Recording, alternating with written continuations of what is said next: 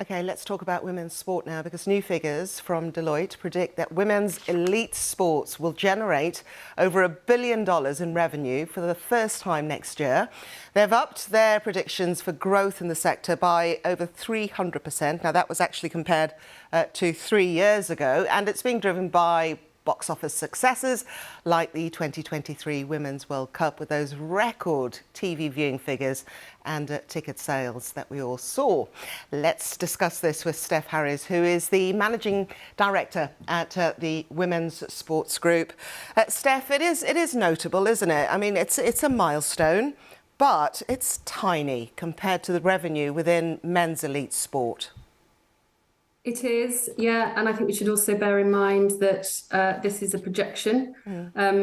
It's based on three really clear categories of matchday broadcast and commercial, and that does include, a huge amount of revenue potential. And we have seen exponential growth in women's sport, but we have to remember that women's sport is at a very different stage in its growth trajectory than men's. We still need more women's sport coverage to create more inventory, to create more potential for investment for brands, so that they can put the same sponsorship dollars behind the women's game as they can the men's. And that's impossible right now, given the tiny percentage of coverage in comparison to the men's. Well, could we learn something from the US, for example, because they really do dominate within sports revenue, don't they? What's their strategy? How do you attract the investors, and how do you allow broadcasters to give up airtime for the women? Yes, so the US, it's quoted in the report that the US accounts for almost half of the revenue that is mentioned and projected in this report by Deloitte. I mean, the US has the biggest media market, so it's not surprising, with a population of 330 million, that they're going to lead the way, and quite rightly. But proportionately, other markets are also seeing huge increases.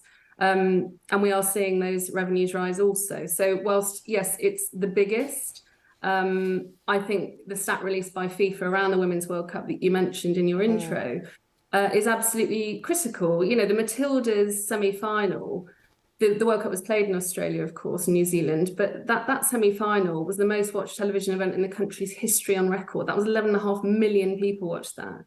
Now, that is absolutely huge, and proportionately speaking, that is a huge stat. But clearly, the US, North America, is leading. The NWSL women's football deal just announced was 60 million a year, so 240 million a year. Steph, can I just very quickly jump in? I apologise very briefly. What do investors want to see in order to put their money in the right place?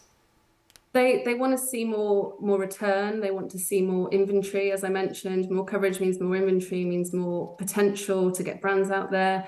So they want to see return, and actually, women's sport does present something for brands which men's sport can't. It's congested. Men's sport is very congested. Okay.